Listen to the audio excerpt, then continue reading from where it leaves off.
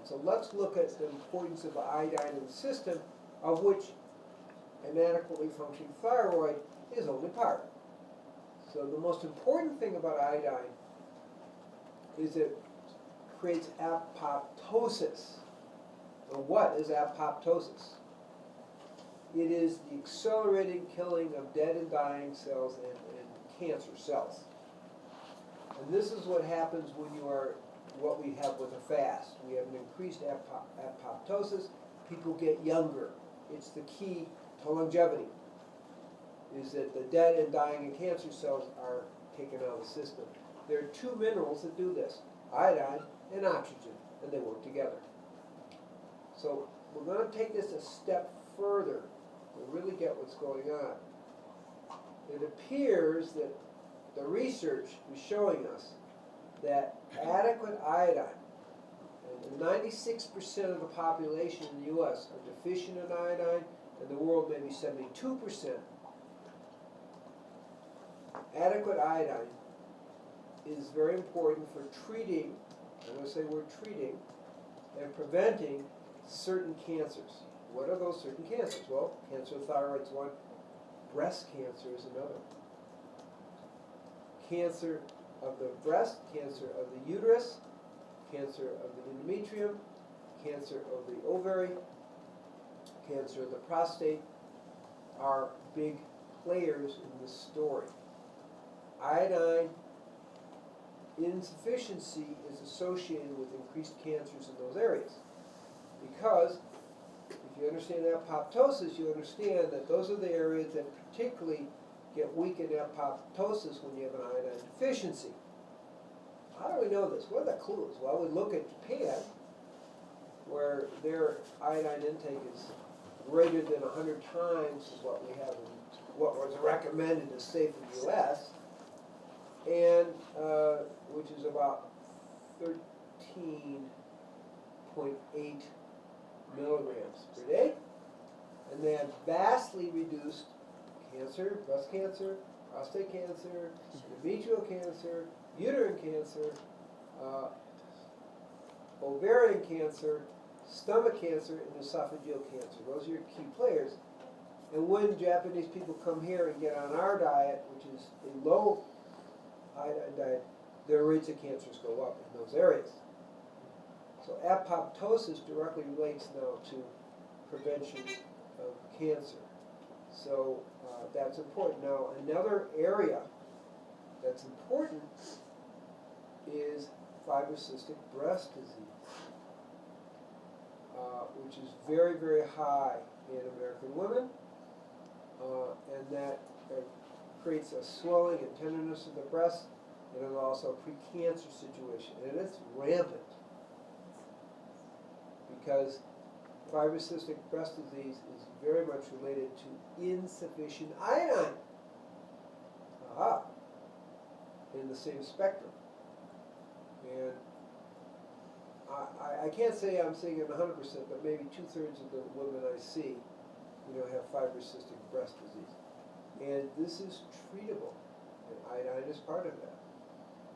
I'm not going to go into the treatment of fibrocystic breast disease, but it's treatable, reversible, and really easy. Okay, but you got to have your basic iodine. So let's take us to another understanding. The most concentrated organ of iodine is the thyroid. The second highest is the ovaries. Okay, and so we get ovarian cancer, ovarian cysts when we're low in iodine. The breasts actually hold about 200 milligrams of iodine. The thyroid does 50 milligrams. So breast and breast milk are very, very important. Iodine deficiency is a big deal here. And then the ovaries, as I said, the skin holds about 400 milligrams. So a lot of skin infections, skin fungal infections we get from that. And then iodine is really in almost all the organs, the salivary organs, the adrenal glands.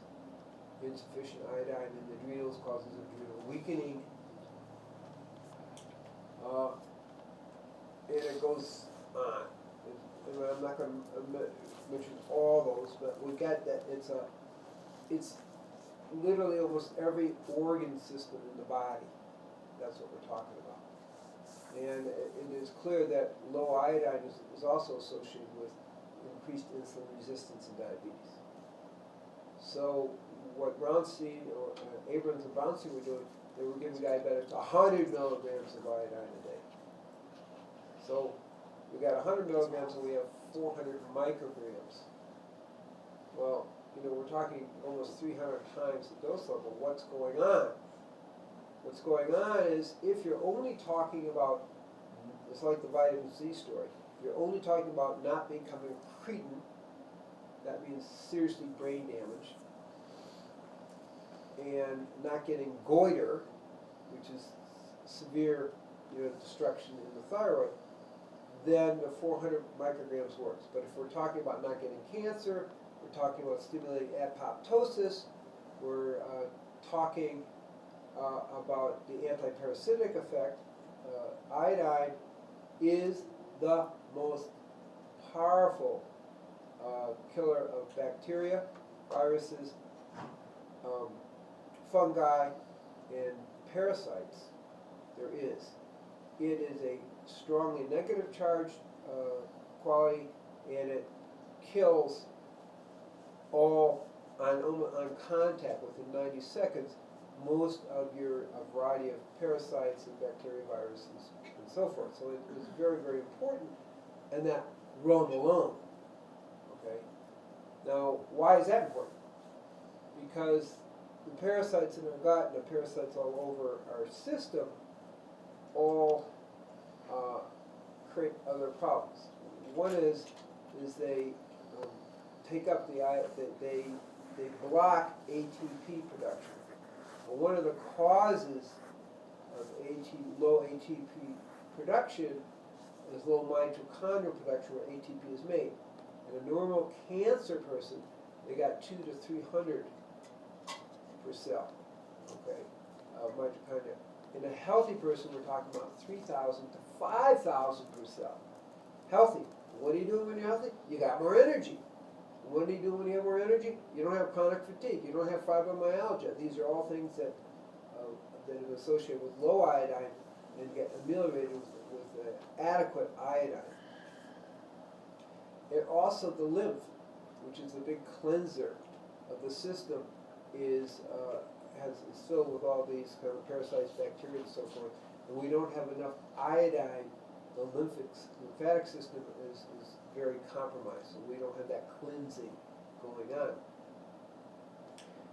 Iodine is also very important for stimulating the immune system on every level, which is an important part of this whole consideration.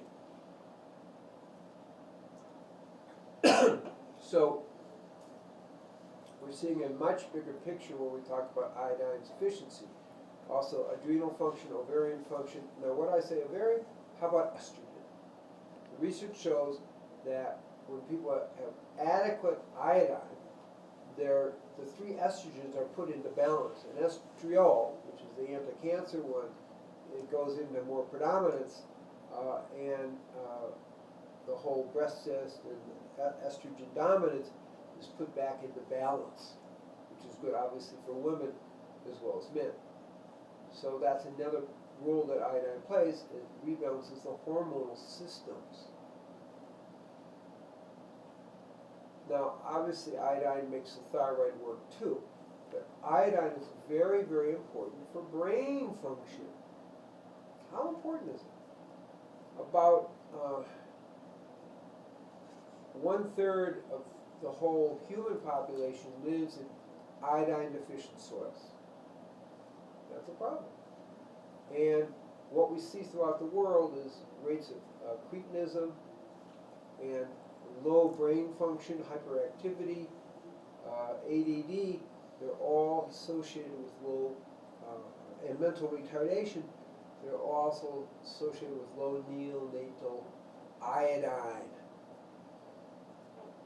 So mothers who have insufficient iodine are going to have a higher rate in their babies of mental retardation, poor mental development, and the research says a difference of at least 13.5 points in IQ. That's pretty significant. slow growth, mentally and physically, and also sexual development. Now we're talking a range of problems. We also know that low iodine is associated with a variety of mental problems. Anxiety, depression, poor memory function. Literally, low iodine is associated with a slower metabolism in the brain and a decreased blood circulation to the brain. So when you have adequate, sustainable iodine, which is for the whole system, you're going to get better brain circulation and better brain function. And if you don't, you have a slowing of consciousness, a slowing of mental ability. This is really important.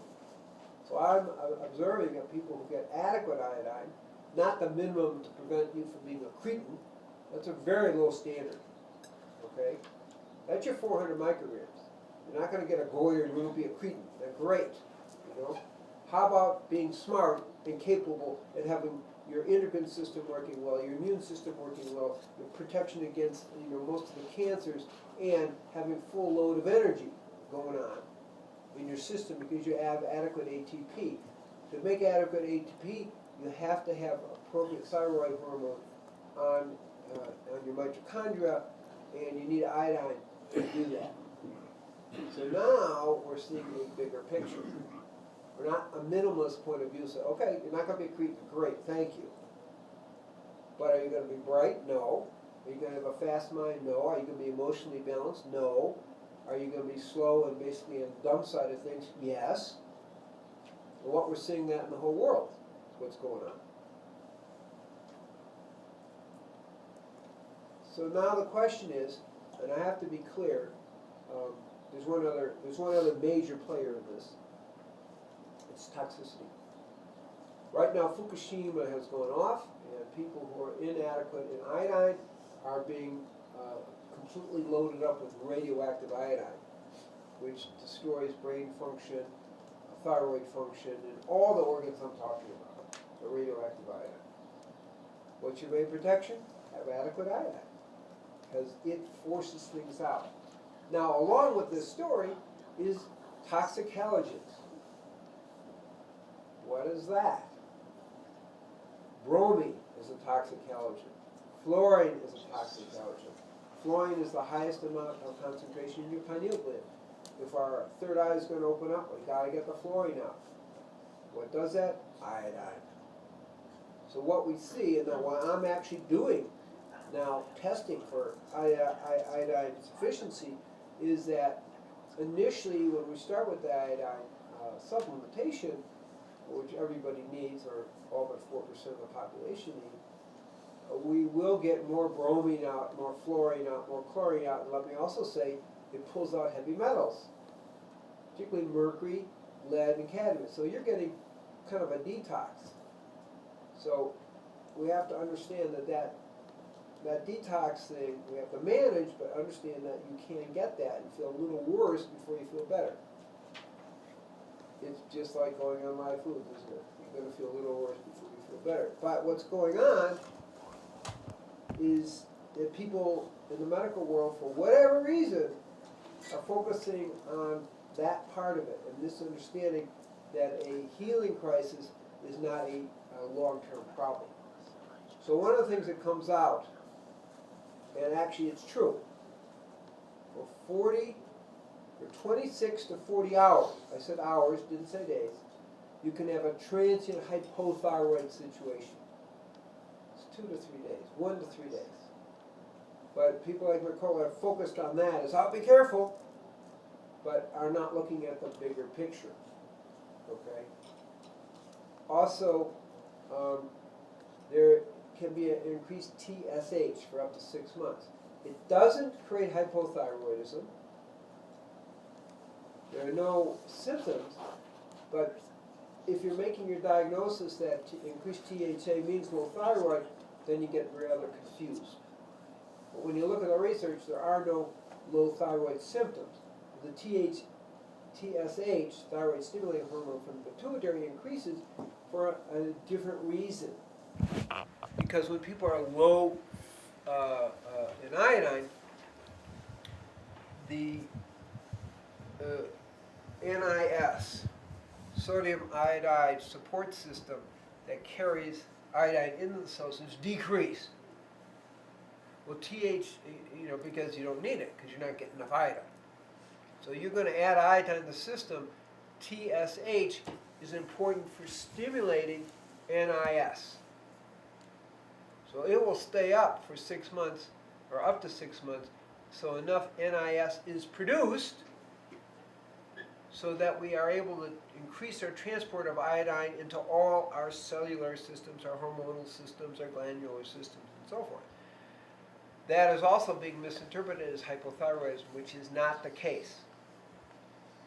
And that's how we get this, be careful, you're going to get hypothyroid. Now, it is possible. Abrams, who's kind of the leading researcher in the world on all this, suggests that we need 50 grams, I didn't say milligrams, I said 50 grams, which is an unimaginable amount of iodine to create that situation. So, just to get the overview, if you're just stopping cretinism, which is like a low ball, it's like we're going to give you enough vitamin C to treat scurvy so you don't get scurvy, not to make you healthy and vibrant, but just to treat scurvy, then, a little bit, 60 milligrams of C is adequate. But we know we need a lot more vitamin C. So that's another thing that iodine is. It's a major antioxidant. And it's particularly potent for knocking out the hydroxyl groups, which is a superoxidant effect, the OH groups. So we're looking at a whole lot of things that it does, Okay, so the second level